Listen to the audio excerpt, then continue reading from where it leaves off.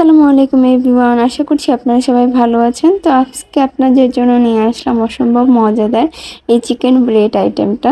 এটা কিন্তু সন্ধ্যার নাস্তায় খেতে বাচ্চারা অনেক বেশি পছন্দ করবে। আপনারা চাইলে এটা বাচ্চাদের টিফিনেও দিতে পারেন। ছোট বড় সকলের এই আইটেমটি খেতে পছন্দ করবে।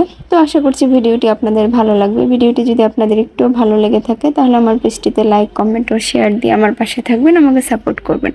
তো এর জন্য আমরা ফার্স্টে ব্রেডটা তৈরি করার জন্য একটা ডো তৈরি করে নিব। এর জন্য দিয়ে দিব আমি 1 গ্লাস কুসুম গরম দুধ। তারপর এখানে দিয়ে দিব স্বাদ মতো চিনি, দিয়ে দিব 1 চা চামচ ইস্ট ও 1 চা চামচ লবণ ও 1 চা চামচ ভ্যানিলা এসেন্স ও একটি ডিম।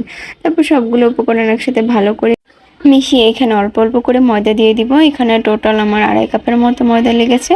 তারপরে এখানে কিছুটা বাটার দিয়ে ডোটা ভালো করে মেখে একটা সফট ডো তৈরি করে নিব। তারপর ডোটাকে আমি ভালো করে মথা হয়ে গেলে এটাকে আমি ঢাকনা দিয়ে ঢেকে রেখে দিব 2 ঘন্টা বা 1.5 ঘন্টার মতো। একটু ফুলে গেলে তারপরে এই যে আপনার এই করবেন, মাঝখান থেকে যে এরকম করে চাপ দিয়ে হাওয়া বের করে নেবেন। এখন আর এটাকে বেশি মথার দরকার নেই। তারপর এই যে আমি এখান থেকে রুটির মতো অল্প একটু করে নিয়ে রুটির মতো এটাকে বড় করে বেলে নেব।